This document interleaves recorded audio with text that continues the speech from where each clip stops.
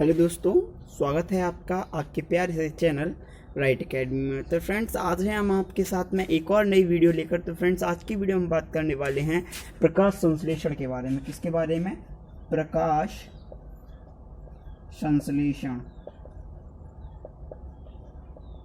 But उससे पहले हम लोग देखेंगे कुछ प्रश्न जो हमने लेक्चर 1 में देखे थे। बायोलॉजी का जो प्रक्रम था उसके बारे में लेक्चर 1 में देखे थे उन प्रश्नों को।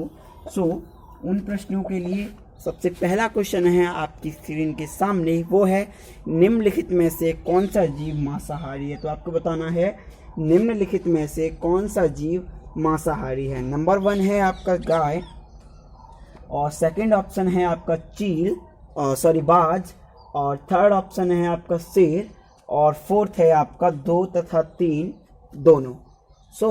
गैस मांसाहारी क्या होता है? मैं आपको बताऊं, मांसाहारी होता है कि वे जीव जो मांस ग्रहण करते हैं, केवल मांस, मतलब केवल मांस को खाते हैं, वे जीव मांसाहारी जीव कहलाते हैं। आप सब लोग जानते हो कि बाज है ना, बाज और शेर दोनों ही कितने भूखे रहते हैं हमेशा मांस के लिए, है ना, क्योंकि इनका खाना ही मांस होता है ना। तो ये मांस के लिए बहुत एक्साइटमेंट में रहते हैं। तो इसका आंसर हो जाएगा ऑप्शन नंबर 4, 2 तथा 3 दोनों। ओके, ये हो जाएगा इसका correct answer. And you will see, next question है आपके सामने, जीव विज्ञान के जनक किसे कहा जाता है? जीव विज्ञान के जनक किसे कहा जाता है? ऑप्शन नंबर 1 है हार्वर्ड, एंड सेकंड है आपका जेंट्रोटूल, एंड थर्ड है आपका अरस्तु, और फोर्थ है निम्नलिखित में से कोई नहीं, है ना। तो इनमें से आपको बताना है क्या है इसका करेक्ट आंसर। आपको पता है, मैंने आपको पिछली क्लास में ही बताया है कि जीव विज्ञान के जनक अरस्तु को कहा जाता है। किसे कहा जाता है? अरस्तु को कहा जाता है। तो इसमें तीसरा ऑप्शन जो है वो एकदम करेक्ट हो जाएगा। कौन सा? तीसरा वाला एकदम करेक्ट हो जाएगा। क्वेश्चन नंबर 3 है, पोषण कितने प्रकार का होता है? पोषण कितने प्रकार का होता है? ऑप्शन नंबर 1 है 1, और ऑप्शन नंबर 2 है 2, और ऑप्शन नंबर 3 है 3 प्रकार का, और ऑप्शन नंबर 4 है 4 प्रकार का। आपको सबको पता ही है, मैंने पिछली वीडियो में ही आपको बताया कि पोषण 2 प्रकार का होता है। पहला है स्वपोषण और दूसरा है परपोषण। और अगर आपको गहरे में जाके भी जानना है तो आप हमारा लेक्चर नंबर 1 चैनल पेज से जाकर देख सकते हो। बट इसका क्या है, इसका option number 2 is the correct हो जाएगा, क्योंकि पोषण 2 प्रकार का होता है। क्वेश्चन नंबर 4 है आपके सामने, निम्नलिखित में से मृतोपजीवी जीव कौन सा है? निम्नलिखित में से मृतोपजीवी जीव कौन सा है? ऑप्शन नंबर 1 है शेर, सेकंड है अमीबा, एंड थर्ड है आपका जीवाणु, और फोर्थ है इनमें से कोई नहीं। आपको बताना है करेक्ट आंसर। पहले मैं आपको ये बता दूं मृतोपजीवी क्या होता है ना। तो मृतोपजीवी वे जीव होते हैं जो मरे सड़े गले इन तीनों को खाते हैं, वो मृतोपजीवी कहलाते हैं। आप सबको पता ही है कि शेर मांस खाता है, सड़ा खा लेगा मतलब मरा हुआ खा लेगा, लेकिन गला हुआ वो नहीं खाएगा, है ना। एंड थर्ड है अमीबा तो खाता ही नहीं है ना। जीवाणु, हाँ जीवाणु खाते हैं भाई, जो आपको जीवाणु दिखाई दे रहे हैं ये खाते हैं। क्या खाते हैं? मरे सड़े गले को। Option number 3 is correct. Option number 3 fourth question का एकदम करेक्ट हो जाएगा। क्वेश्चन नंबर 5 है आप सबके सामने, जोंक कैसा जीव है? तो आपको पता ही है जोंक कैसा जीव है। ऑप्शन नंबर 1 है मृतोपजीवी, सेकंड है परजीवी, और थर्ड है प्राणीसम, एंड फोर्थ है स्वपोषी। मैं आप चारों ऑप्शन के बारे में आपको बता ही देता हूँ, उसके बाद अपने आप समझ जाओगे। मृतोपजीवी मैंने आपको बता दिया, एंड सेकंड है आपका परजीवी वे जीव होते हैं जो कैसे को खाते हैं, मतलब दूसरे पर डिपेंड रहते हैं खाने के लिए, अपना पोषण करने के लिए ये दूसरे जीव पर डिपेंड रहते हैं, बट ये उसे मारते नहीं है। बिना मारे उससे उसकी एनर्जी लेते हैं और उसकी पावर से जिंदा रहते हैं। एंड थर्ड ऑप्शन प्राणीसम। प्राणीसम वो होता है जो पहले अपना खाना खाता है, उसके बाद में पाचन करता है, वो प्राणीसम कहलाता है। स्वपोषी जीव वे जीव होते हैं जो अपना खाना स्वयं बनाते हैं, स्वपोषी जीव कहलाते हैं। तो आपको दिखाई दे रहा है कि ऑप्शन नंबर सेकंड करेक्ट हो जाएगा। ऑप्शन नंबर सेकंड करेक्ट हो जाएगा, परजीवी। सो अब देख लेते हैं प्रकाश संश्लेषण कैसे होता है। प्रकाश संश्लेषण उसके बारे में अंदर से डीपली तक पढ़ेंगे।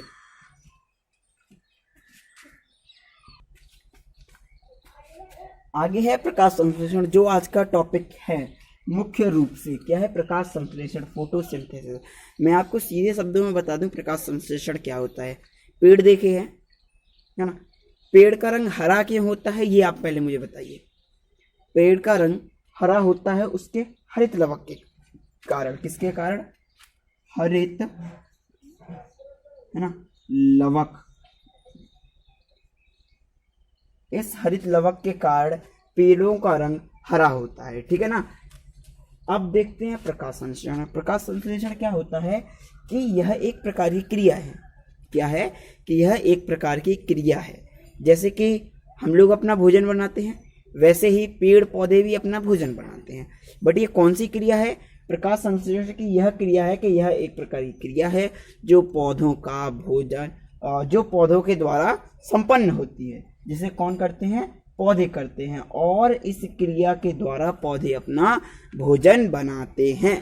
क्या कहलाती है? वह क्रिया प्रकाश संश्लेषण कहलाता है ना।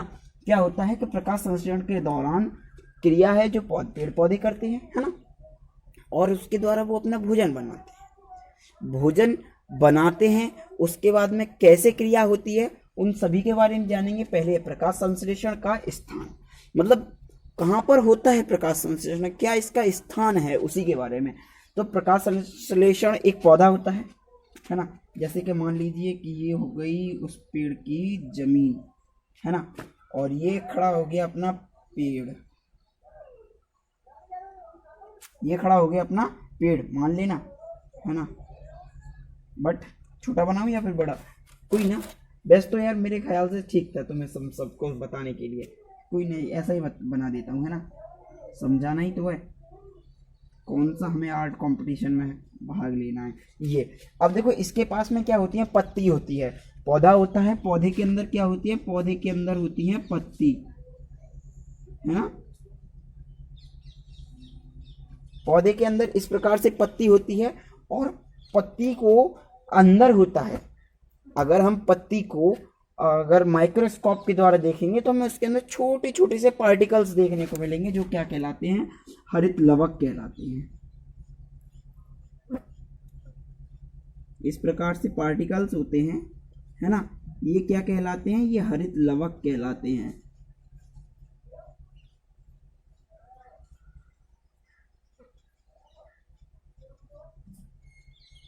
और मतलब इसे और भी जूम करेंगे तो और भी काफ़ी सारी स्टार्च वगैरह बहुत सारी चीज़ें मिलेंगी।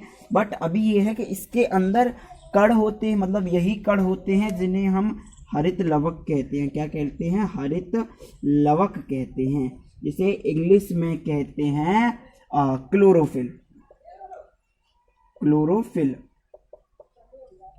इसे क्या कहा जाता है? क्लोरोफिल कहा जाता है। नेक्स्ट क्या है? नेक्स्ट आएगा आपका प्रकाश संश्लेषण के आवश्यक घटक, मतलब कौन कौन सी चीजें होनी चाहिए जिससे प्रकाश संश्लेषण की क्रिया संपन्न होगी, है ना। तो इसे कर देते हैं अब हम इरेज और देखते हैं आगे।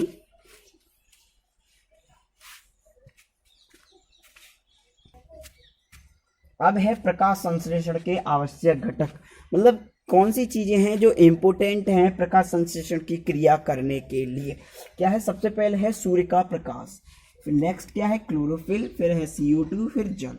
इतना हो गया कि सूर्य का प्रकाश, क्लोरोफिल, CO2, जल, ये आवश्यक है। बट कैसे आवश्यक है यही जानेंगे। देखो, सबसे पहले क्या होता है कि अपने पास में कोई पौधा है, ये उसकी जमीन है ना, और उसके बाद में ये हो गया पौधा, है ना, ये इस प्रकार से पेड़, हाँ, इसके पास में मतलब यहीं से कोई पत्ती है,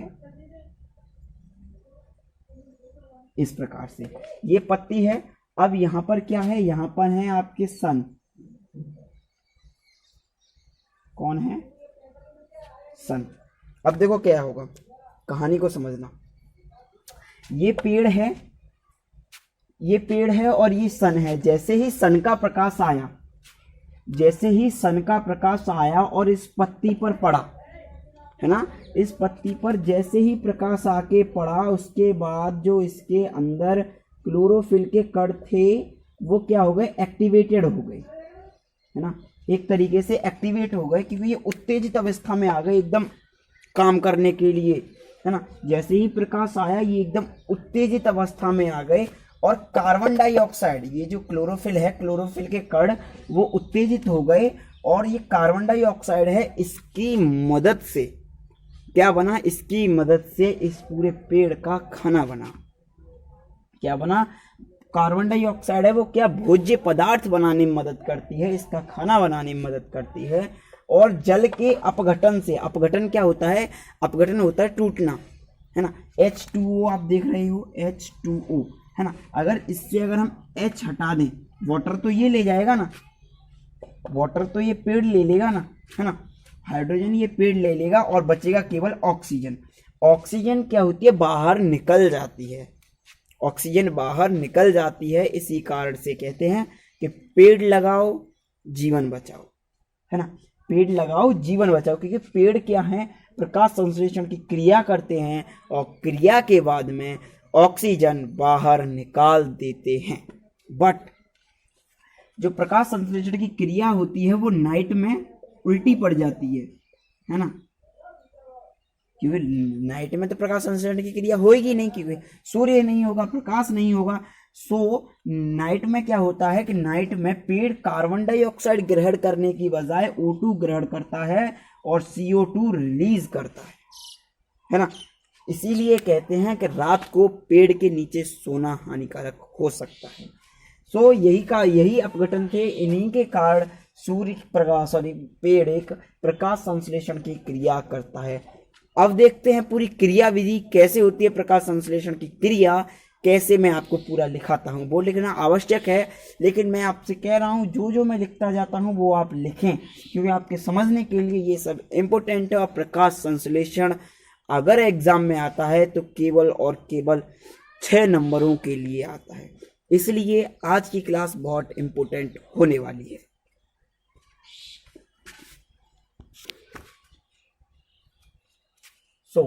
अब हम देखते हैं पूरी क्रिया विधि किस प्रकार से प्रकाश संश्लेषण की क्रिया संपन्न होती है, कैसे होती है। तो क्या है कि सूर्य का प्रकाश जैसे ही पौधे पर पड़ता है, मान लो ये पौधा है, जैसे ही इस पर सूर्य का प्रकाश पड़ेगा, इसकी जो पत्तियां हैं, मतलब पेड़ की जो पत्तियां हैं, उसके अंदर जो हरित लवक के अंदर क्लोरोफिल के कण हैं वो एक्टिवेट यानी उत्तेजित अवस्था में आ जाते हैं। जैसे ही वो उत्तेजित अवस्था में आते हैं क्या होता है,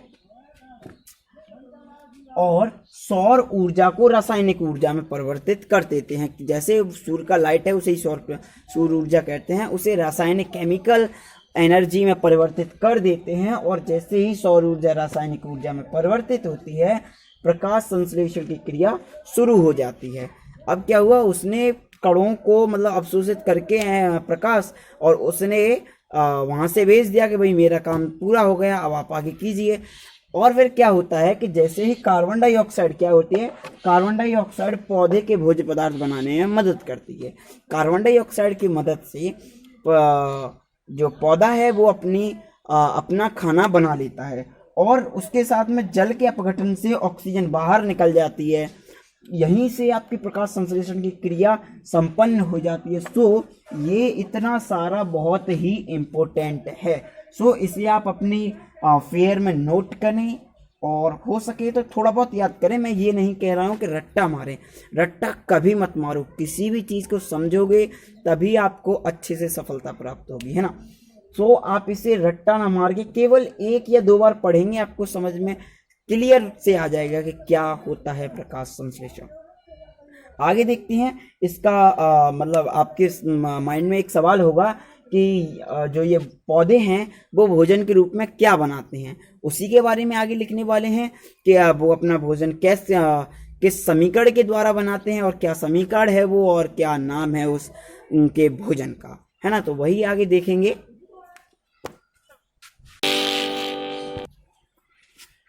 आप देखते हो कि 6 CO2 + 12 H2O, सूर्य का प्रकाश क्लोरोफिल, C6H12O6 + 6 H2O + O6 निकलता हुआ आपको दिखाई दे रहा है। तो ये क्या है कि रासायनिक समीकरण, प्रकाश संश्लेषण के द्वारा हमें ये एक रासायनिक समीकरण देखने को मिलता है जिसमें जो अपना भोज्य पदार्थ बना रहा है वो क्या बना रहा है, ग्लूकोज बना रहा है ना। ग्लूकोज में मैं आपको बता दूं कि मैंने रासायनिक अभिक्रिया अभी आपको चैप्टर अच्छे से नहीं पढ़ाया है। आप यहाँ पर देखते हो कि बैलेंस्ड केमिकल इक्वेशन को हमें देखना होगा, चेक करना होगा। हम इस साइड देख लेते हैं। आप देखते हो कि कार्बन कितनी है, 12 है, क्योंकि C के आगे आप देखते हो नहीं, C6 है केवल, क्योंकि कार्बन के पास में 6 लिख रहा है तो ये होगा। अब O2 लगा हुआ है इसलिए 2 का 6 से मल्टीप्लाई करेंगे। O कितना हो जाएगा, 12 ये वाले हो गए, है ना। और यहाँ पर देखते हैं 12 ये वाले हो गए। टोटल कितने हो गए, टोटल हो गए 24, है ना। अब आप देखते हो H, हाइड्रोजन कितनी है, हाइड्रोजन आप देखते हो 12 ये हैं और 2 H और रखी हैं, तो 12 दूनी 24 ये भी हो जाएगा। अब हम देखते हैं इधर इतना है, क्या इधर भी इतना ही है। अगर इधर आपको इतना मिलता है तो आपको पता चल जाएगा कि वो एकदम बढ़िया है, एकदम सही तरीके से लगे हुए हैं। इधर भी आप C और O और H लिख लीजिए, क्योंकि इनके अलावा आपको और कुछ नहीं मिलेगा, क्योंकि आप जो लोगे वही मिलेगा आपको कार्बन 6 देखने को मिल रहा है, तो आप देखते हो कार्बन तो एकदम बढ़िया है। अब आप देखते हैं O2 आप यहाँ पर देखते हो 6 ये हैं, ठीक है भाई। अब यहाँ पर O देखते हो, यहाँ पर 6 ये हैं, ठीक है भाई।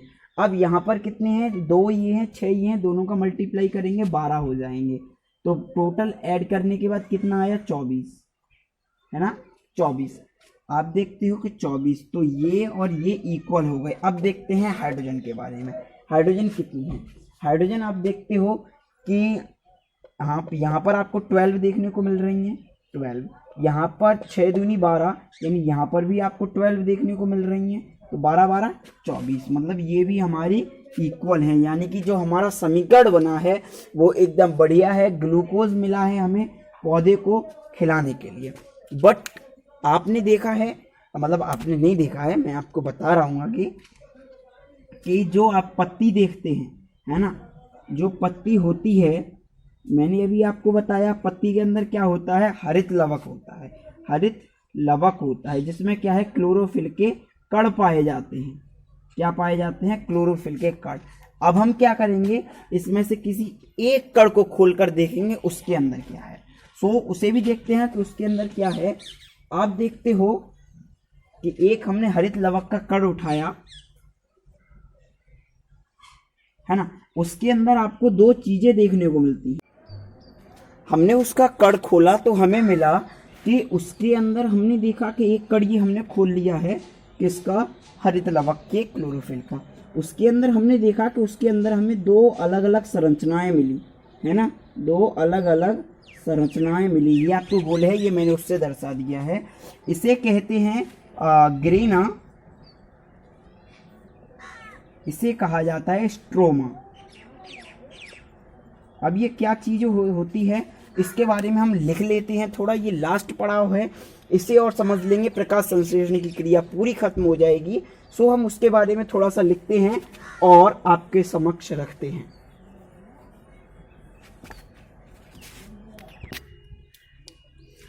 हाँ, तो जब प्रकाश संश्लेषण की क्रिया होती है तब आपको 2 अभिक्रियाएं देखने को मिलती हैं।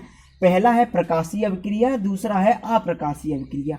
प्रकाशीय अभिक्रिया कहाँ पर होती है और अप्रकाशीय अभिक्रिया कहाँ होती है। मैंने आपको बताया कि ये हो गया एक आपका क्लोरोफिल का कण, इसके अंदर होता है, एक होता है आपका ग्रेना, है ना, और दूसरा होता है आपका स्ट्रोमा। क्या होता है, स्ट्रोमा। इसे आप इस प्रकार से देख लीजिए, है ना, स्ट्रोमा।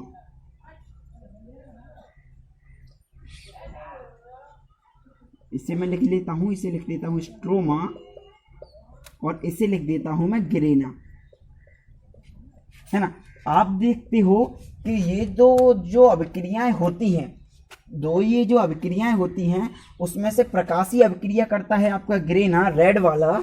इसे मैं रेड से कर देता हूं जिससे आप समझ जाएंगे कि ये आपका ग्रेना है ना। ग्रेना है, उसके अंदर प्रकाशीय अभिक्रिया होती है और अप्रकाशीय अभिक्रिया होती है स्ट्रोमा में। कैसे होती है देखो, जब क्या है कि अगर इसकी परिभाषा अगर आपसे पूछी जाए ग्रेना और स्ट्रोमा की, तो आप लिखेंगे कि प्रकाश संश्लेषण के दौरान जो अभिक्रिया, प्रकाशीय अभिक्रिया, मतलब आपसे कोई पूछे प्रकाशीय अभिक्रिया क्या होती है, सो आप लिखोगे कि वह अभिक्रिया जिस अभिक्रिया को होने के लिए प्रकाश की आवश्यकता होती है प्रकाशीय अभिक्रिया कहलाती है, जो कि स्ट्रोमा के अंदर होती है। ठीक है। एंड नेक्स्ट क्या है, अप्रकाशीय अभिक्रिया कहाँ पर होती है, ग्रेना में। अप्रकाशीय अभिक्रिया वह अभिक्रिया जिस अभिक्रिया में प्रकाश की आवश्यकता नहीं होती है, उसे हम अप्रकाशीय अभिक्रिया कहते हैं, जो आपकी